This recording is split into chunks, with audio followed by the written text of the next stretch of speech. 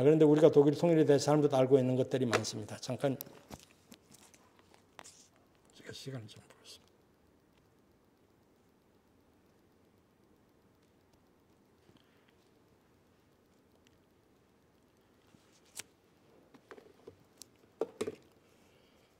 독일 통일의 주역이 어디냐? 그러면 우리나라 사람들 100이면 100 다 99명은 다 빌리 브란트라고 그래요. 실제 통일에 기여한 것은 초대 아데나와 총리, 그 다음에 콜 총리인데요. 요즘 나오는 독일 통일에 관한 책들, 한국에서 나오는 책들 보니까 독일 통일의 주역 빌리 브란트 뭐에다 이렇게 나왔어요. 그래서 내가 그 사람들, 독일 사람들이 그렇게 했나 보니까 독일 제목은 엉뚱한데 우리나라 사람이 그렇게 제목을 바꿔서 붙였어요. 우리나라 사람들의 대강 갖고 있는 인식의 정도가 그런 거였었다는 거죠. 브란트의 동방정책이 독일 통일의 원동력인데 여기 있는 지식인들 다 대강 그렇게 생각했을 겁니다. 독일 통일이 밑거름이 됐다가 우리는 브란트의 동방정책이라는 접근을 통한 변화가 접근해서 변화시켜서 하겠다는 거죠. 독일 통일의 원동력이라고 생각했습니다. 그래서 햇볕 정책이 근거가 됐는데요. 브란트의 동방정책이 바로 동방정책이라는 것은 바로 소련 동독하고 화해 협력하고 동독의 안정을 도우면 동독 공산정권이 동독 주민이 아니고 공산정권이 언젠가는 변해서 통일이 된다는 정책입니다.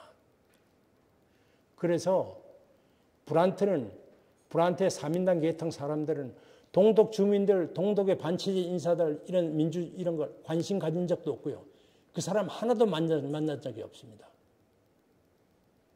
동독 상층부하고만 했어요. 왜 그러니까 상층부하고 잘 이렇게 하면 뭔가 될 거라 이렇게 본 거거든요.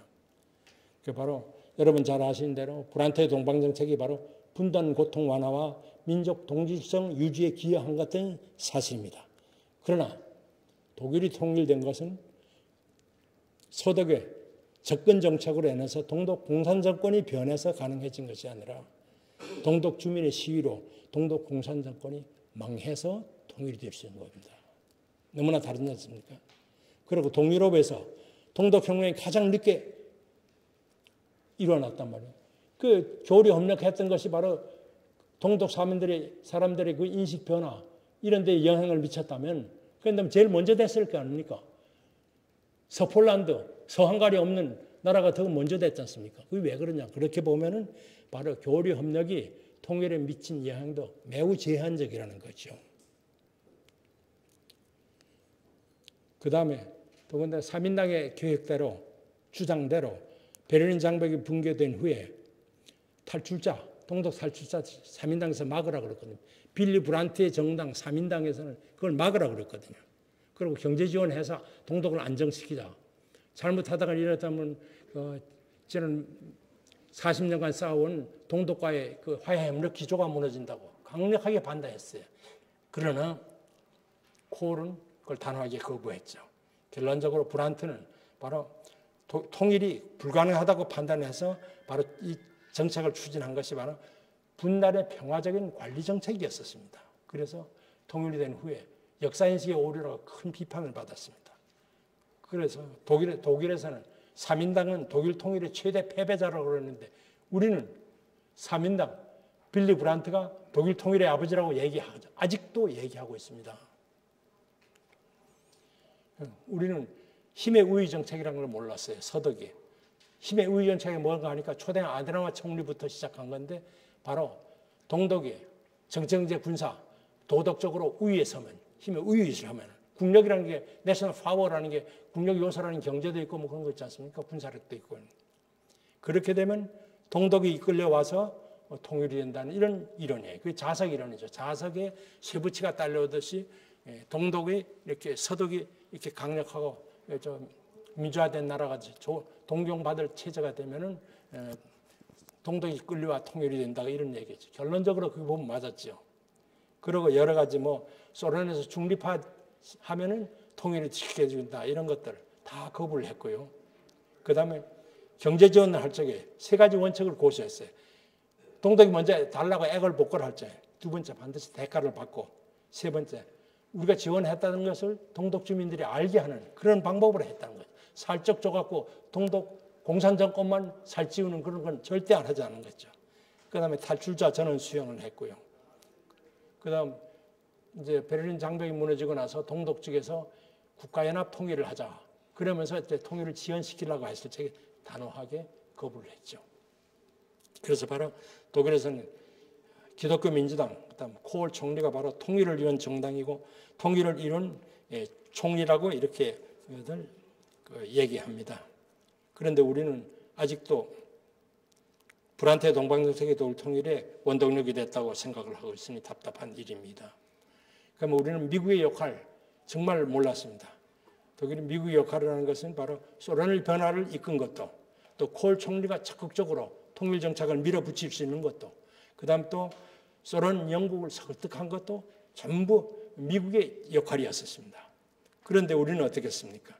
YS가 취임세, 독일 통일 3년 후에 취임한 YS가 취임서에서 어떤 동맹도 민족보다 나올 수 없다 선언을 했죠. 독일 통일이 미국의 적극적인 지원으로 가능했다는 것을 아는 사람이 YS 정부의 한 사람이라도 있었다면 이런 것들은 취임사에 들어가지 않았을 것입니다. 독일 사람들은 점진적인 통일을 원했다. 우리한테 늘 그랬어요. 슈미트라고 하는 총리 한 사람. 그 사람 와갖고 신속한 통일, 급속한 통일을 하면 통일 후유증이 증폭되니까 한국은 그런 과열을 범하지 말고 천천히 통일하시오. 이렇게 얘기를 했어요. 그런데 독일이 신속한 통일을 했던 것은 이유가 있는 겁니다. 탈출자가 이렇게 많으니까 서독도 감당하기 어렵죠. 동독 경제 파탄 되면 나중에 통일되더라도 더 어려워지죠. 그다음에 그건 더 중요한 것은 고르바초프가 언제 벌써 시각할지, 소련이 언제 나눠질지 할지를 그게 겁났다는 거죠. 내가 독일에 있는 정보기관 사람들하고 만나서 당신들이 그럼 고르바초프가 실각을 할 거라는 걸 어떻게 알았냐 그러니까 이런 얘기를 하더라고요. 자기들이 쭉 소련을 구성하고 있는 연방공화국 15개 나라, 그 나라들의 소수민족들, 발간한 발간문들, 잡지 이런 것들을 쭉 보니까 이미 분리하는 민족 독립운동이 폭발 직전에 와 있다는 겁니다. 그래서 결국은 소련 중앙정부의 힘만 조금 약하면 소련이 쪼개질 거라고. 그래서 자기들은 어떻게 하면 이게 쪼개지기 전에 그걸 통일을 해야 되겠다고 해서 급히 서두르었다는 거죠. 왜냐하니까 소련이 쪼개지고 나면은 그다음에 15개 나라에 독일이 가서 하나하나 다 동의를 받아야 돼요. 그렇게 되면 그 나라들이 그냥 그 승인해 주겠어요? 엄청 삥땅 뜨더라고 그럴 거 아닙니까? 그러니까 바로 이제 우리는 점진적인 통일이라는 게 참 어렵죠. 점진적 통일을 한다고 북한 경제가 회상합니까? 경제가 회복되면 김일성 세습 방조가 통일을 하겠다고 그러겠습니까? 그런데 또 웃기는 것은요. 요즘 슈미트 총리가 뭐라 그러는지 아십니까? 통일의 기회가 왔다 그러면 단 1분도 망설이지 말고 통일하시오 이랬습니다.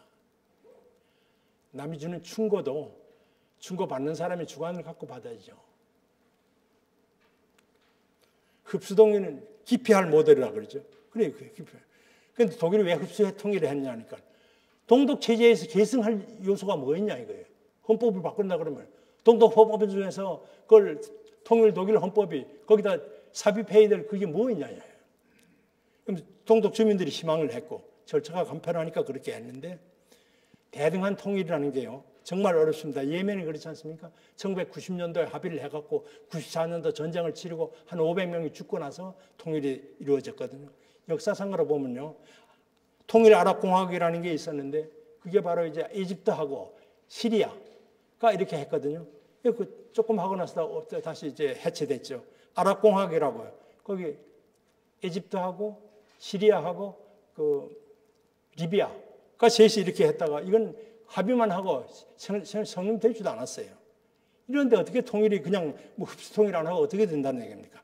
우리나라 얘기가 하나 있어요. 뭔가 하니까 우리나라 2009년도에요. 우리 정부가 행정 관수화한다고 그래서 시군구 통합을 하라고 그랬어요. 그래서 19개 시군구가 통합을 하겠다고 신청을 했어요. 그렇게 하면 보조금을 많이 준다고 그랬으니까. 그런데 그 중에서 딱 성립된 것이 딱 하나예요. 시군구 통합한 것이. 마산, 진해, 창원이요. 마산이나 창원이요. 한 3, 4년 지나가서부터 의회에서 다시 나눠야 되겠다고 난리 쳤어요.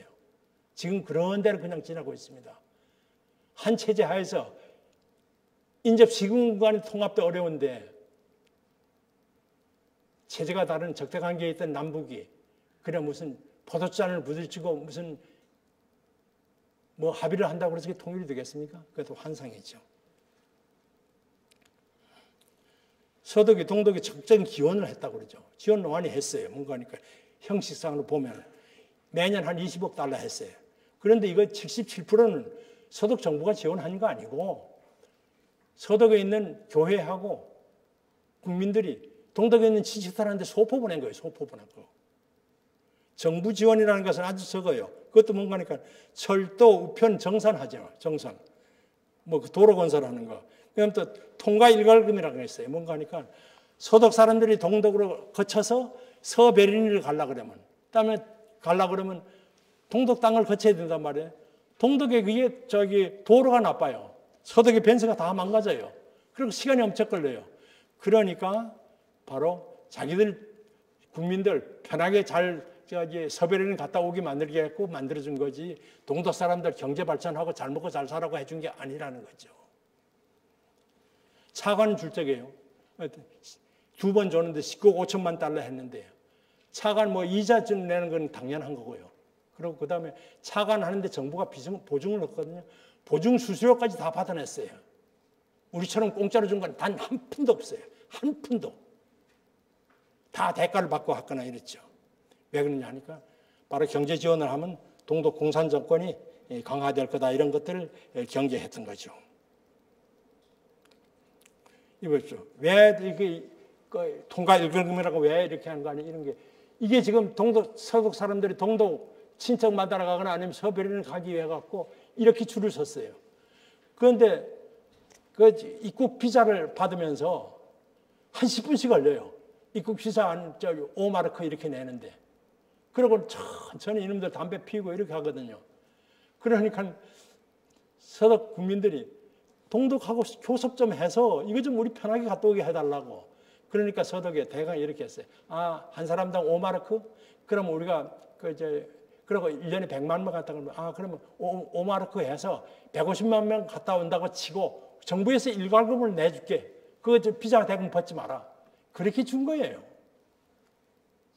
그러면 이게 뭐 여기 이렇게 이게 서독이고 동독이잖아요. 여기 서베를린이 여기 있는 거거든요. 그러니까 그거 가려고 하면 동독 땅을 거쳐가야 되는데 요 두 개 도로 건설해 준 거예요.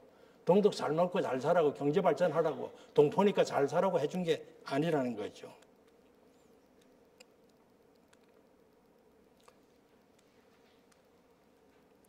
그럼 독일이 심각한 통일 후유증을 겪었다. 그래서 뭐 국내 총생산의 4, 5% 뭐 이렇게 해갖고 한 15년간 2,540조 정도 통일 비용이 들었습니다. 그러는 과정에서 한 15년 동안 재정 적자가 생기고 성장이 둔화되고 실업이 증가하고 그래서 독일이 그 탄탄하던 독일 경제가 유럽의 병자, 유럽의 문제라고 그렇게 조롱을 받았죠. 그런데 2003년도에 그 슈레더 총리, 우리 한국 부인하고 결혼을 하신 분이죠. 어젠다 2010이라는 걸 만들어서 그래서 바로 이제 경제를 회복하고 선진병 치유했어요. 그래서 노동개혁하고 이래서 선진병 치유해서 지금은 어떻습니까? 유럽의 엔진이라, 유럽의 지갑이라고 그러지 않습니까? 그리고 통일비용이라는 것은 재정 차입이 70%를 하고요. 세금 증세한 것이 12%밖에 안 돼요. 그리고 바로 중산층 가정이 부담한 그 통일비용은 직접세, 간접세 다 합해서 총 소득의 2%, 월 6만 원 정도밖에 안 됐어요. 통일비용 이렇게 하는데 조달한 것도 공채하고 재정 차입을 해서부터 한 거였어요. 국민 세금 낸 거 아니에요. 우리도 마찬가지입니다. 뭐 그전에 그 유익 장관, 통일 장관께서는 통일 무슨 기금 그 조성한다고 그래서 큰 상징적으로 항아리도 만들고 이러는데 통일 비용은 그렇게 조달할 수 있는 게 아닙니다. 우리가 나중에 설명하겠습니다만 재정의 그 경제 펀더멘탈 강화하고 재정의 탄력성, 재정의 건전성 이걸 하면 자동적으로 되는 거죠. 통일 비용 한다 그러더니 뭘 갖고 얼마나 모금을 해서 어떻게 되겠어요? 보십시오. 이게 드레스덴 성모교회 이렇게 저도 이 당시에 가봤어요. 그런데 한 15년간에 걸쳐서 12년간에 걸쳐서 이렇게 말끔하게 했죠. 그리고 드레스덴이라는 나라 도시가 최첨단 공업 도시가 됐습니다. 그리고 초독 사람들은 동독 사람들은 2등 국민 의식에 시달렸다 그러는데요. 바로 대통령, 하원의장, 총리가 다 동독 출신 아닙니까? 2등 국민 의식이라는 것은 일반인들한테 있지만 공식적으로는 다 없어진 거죠. 그 외에 우리가 무슨 잘못 알고 있는 것들이 제가 거의 적은 걸 한번 보시면 참 많습니다. 여러분들 대학 많은 전문가들도 이런 생각해요. 또 여러분들 궁금한 사항도 이런 거 많습니다. 뭐 시간이 있으면 나중에 여기에 질문을 주시면 제가 답변을 하겠습니다. 그럼 독일 통일의 교훈과 시사점입니다. 한반도 통일 대박인가? 정말 대박입니다.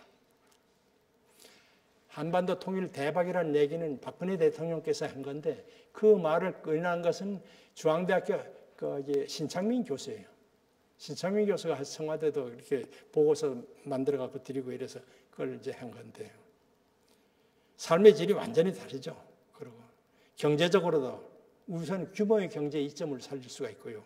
뭐 여러 가지 있지 않습니까? 그다음 우리는 뭐 쉽게 얘기해서 영국, 프랑스, 스페인 같은 중강국이 된다는 거죠. 지금 하면 중강국이 아니라 잘하면 슈퍼파워가 될 수도 있어요. 잘 되면. 그런데 영국, 프랑스, 스페인이 어떤 나라입니까? 우리 역사에서 보였지 않습니까? 한때 세계를 제패하던 나라는 아닙니까? 우리 적어도 한 30년 전, 20년 전만 해도 우리 한국 사람들 관광을 가도 일본 사람 대접받지만 우리 대접 못 받잖아요. 요즘 엄청 대접받잖아요. 우리 젊은이들. 그것만 해도 얼마나 어깨가 으쓱해지는 일입니까? 우리 후손들한테 정말 물려주고 주고 싶은 후손 아니겠습니까? 그런데 더 중요한 것은 통일 비용은 대강 한 20년 정도 고생하면 되고요. 통일의 혜택은 영원히 우리가 누릴 수 있다는 거죠. 그런 면에서 대박이죠. 우리는 독일보다 훨씬 심각한 통일 후유증을 겪으라고 그랬어요. 뭐 이렇게 여러 가지 얘기하는데 독일이 후유증 겪은 것은요. 국유자산, 동독이 국유자산이 있으면 그걸 갖고 한 최소한 한 350조 정도 통일 비용 조달에 도움이 될 거라고 봤어요. 그런데 나중에 150조 적자가 났어요. 그러니까 그런 것들이 이제 문제였었고, 왜 그런가 하니까 동독 기업들, 이런 기업들이 그 적자가 많았어요. 은행이 빌린 돈이 많았거든요. 더더구나 독일 경우에는 토지의 농지의 40%, 주택의 60%가 이미 사유화되어 있었어요. 북한하고 다르거든요. 그러니까 뭐 통일 독일 정부가 건질 게 별로 없었던 겁니다. 그다음에 투자가 안 됐어요. 동독 경제가 완전히 붕괴되고 투자가 안 되는데 동독 경제 재건하기 위해 갖고 서독 정부의 통일 독일 정부에서는 미국, 프랑스, 뭐 영국이 데려가 갖고 동독에다 투자하라고 로드쇼를 하고 그만 홍보를 하고 있었는데요. 돈 있는 서독 기업들은 동독에 투자 안 하고요. 헝가리, 폴란드, 체코에 투자했어요. 그러니까 동독은 임금이 엄청 높죠. 그 다음에 동유럽 국가들은 원스톱으로 다 해결해 주잖아요. 독일은 환경 규제가 강해서요. 공장 하나 짓는데 엄청 절차가 필요해요. 도장이 뭐 쇠사하려고 하면 도장이 300몇십 개를 찍어야 된다고 그러더래요. 그러니까 서독 기업들이 세계 어느 기업들이 동독에다 투자를 하겠어요. 그런 것들도 있었고요. 그러다 보니까 통일 비용이 급증을 했는데 우리는 북한 지하자원 뭐 다 가용한지는 모르지만 적어도 가치가 7천조 정도 된다는 거 아닙니까? 그러니까 또 북한은 국유재산, 전부 국유재산 아니에요? 사유재산이 없지 않습니까? 그러니까 그거 팔으면 동독 통일비용 조달에 도움이 되죠. 그 다음에 투자. 우리가 통일이 된다 그러면 엄청 투자받기 좋을 겁니다. 그리고 우리 무슨 은행 돈 빌리는 것도 국제적인 차업하는 것도 엄청 쉬워질 겁니다. 그 다음에 저는 또 한 가지 큰 그게 되는 것이요. 관광. 제가 외국에 이렇게 많이 다녀봤는데 우리나라처럼 관광에 천혜의 자원을 가진 나라가 별로 적습니다. 왜 그러니까 스위스 보십시오. 하루 종일 차 타고 보세요. 똑같은 그거 보죠. 미국 한번 돌아보십시오. 제가 시카고 근무하다가 저기 워싱턴 DC 가끔 가는데 거기 1200km 가는데 중간에 볼 게 하나도 없어요. 그저 토론토 가는데 가을에 단풍 조금 있는 거 잠깐 볼 게 없어요. 그런데 우리는 어떻습니까? 백두산부터 시작했어요.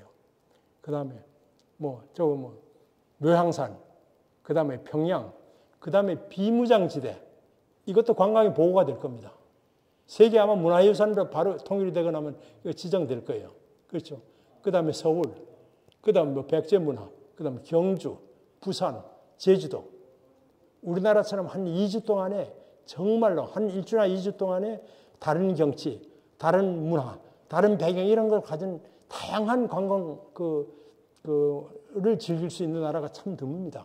스위스하고는 달라요. 스위스 하면 일주일 돌아보십시오. 3일만 돌아면 지쳐나서 못 됩니다.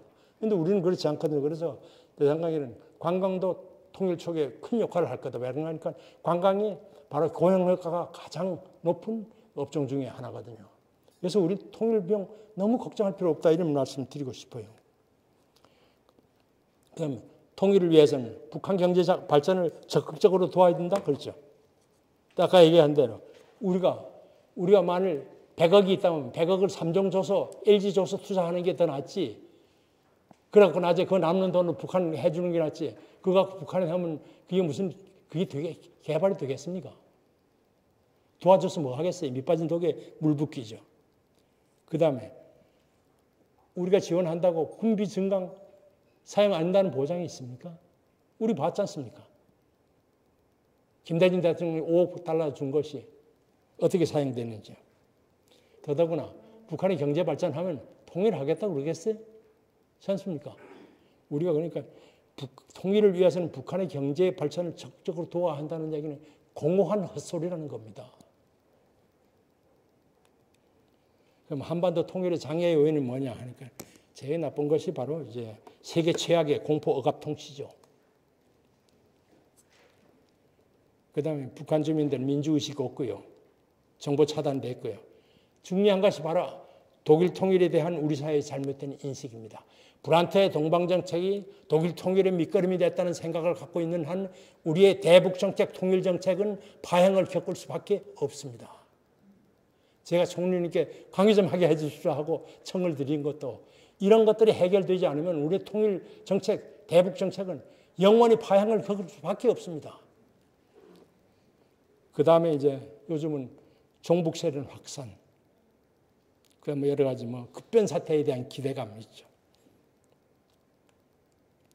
그런데 중요한 것은 우리 통일 방안에 문제점이 있습니다. 여러분 잘 아시죠? 민족 공동체 통일 방안이라는 것은 세 단계로 나눠져 있습니다.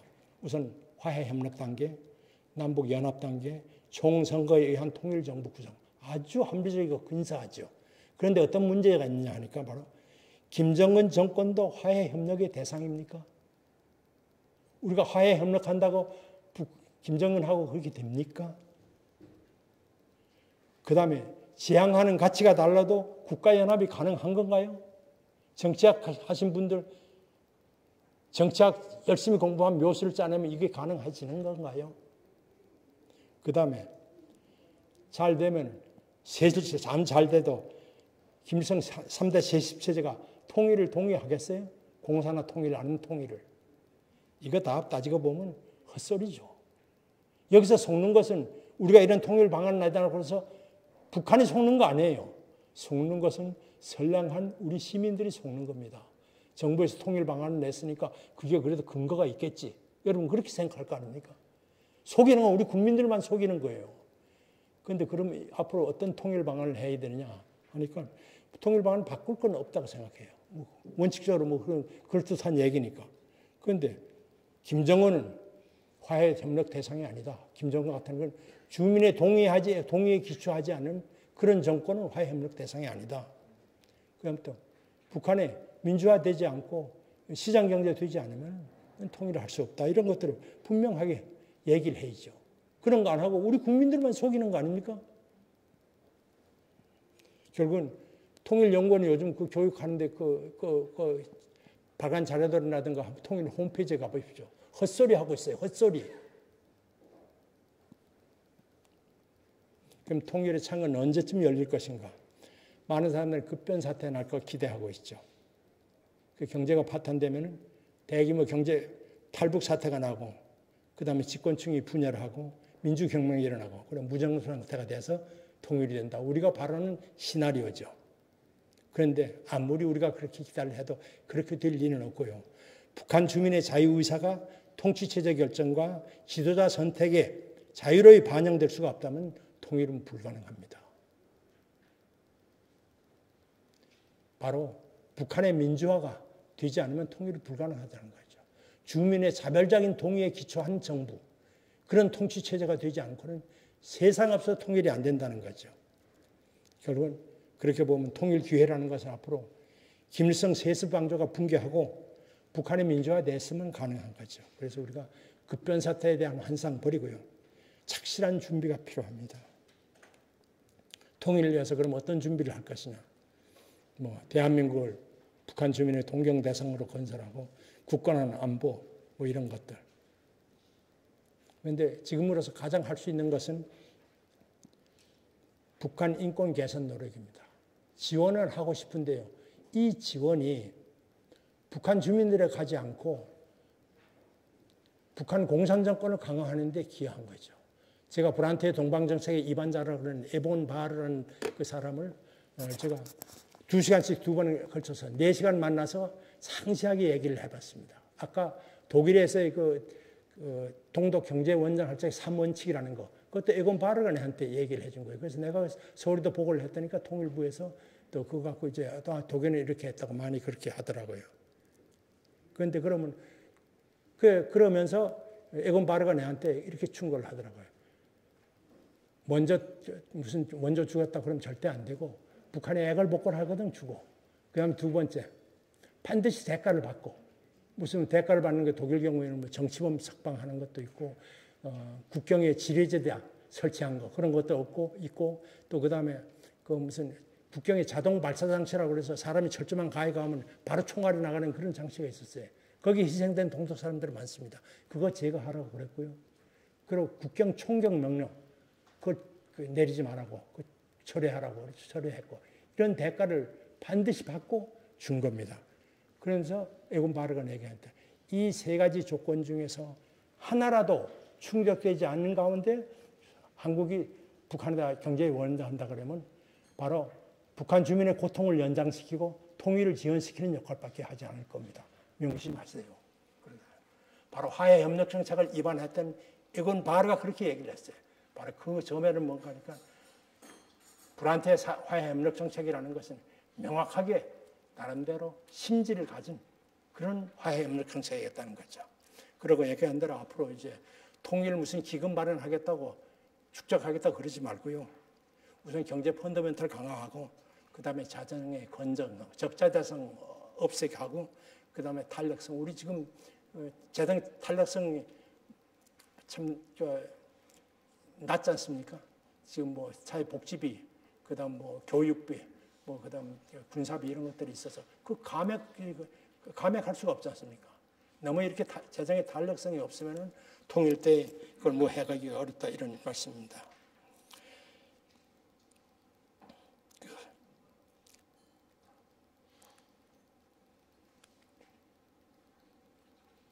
반드시 기억해야 될 건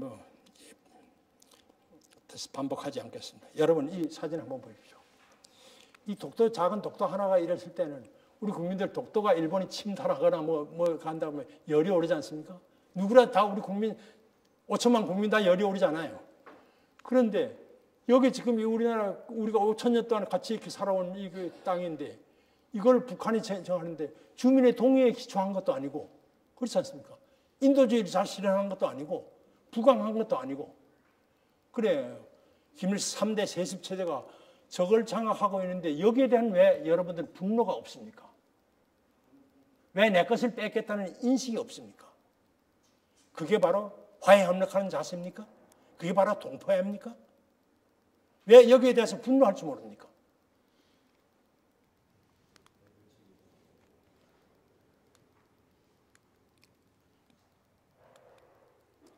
보십시오.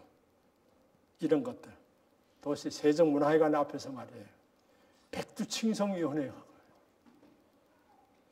이런 거 있으니까 그 전에 베트남에 있다가 베트남에 공사로 있다가 교민들을 마주 끝까지 철수시키고 오다가 탈출을 못해서 베트남에 억류가 되었고 5년 동안 가진 고생하고 북한에 가서 가라고 그러는 전향을 단호하게 부리치고 있던 이대영 공사가 한 얘기가 있습니다.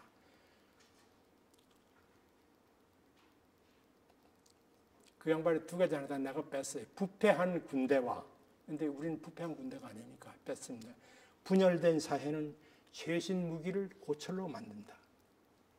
저는 지금 안보 위협은 앞으로 보십시오. 대한민국이 겪는 가장 극복하기 어려운 안보 위협은 북한 핵이 아니라 바로 남한에 있는 종북 좌익 세력들의 존재입니다. 여러분들 그걸 아셔야 돼요. 북한 핵이 무서운 거 아닙니다. 잊어도 되는지요. 화해협력도 좋고 포용아랑도 다 좋지만 우리가 북한의 실체는 정확하게 알고 그렇게 대응해야 되지 않을까 싶습니다. 감사합니다.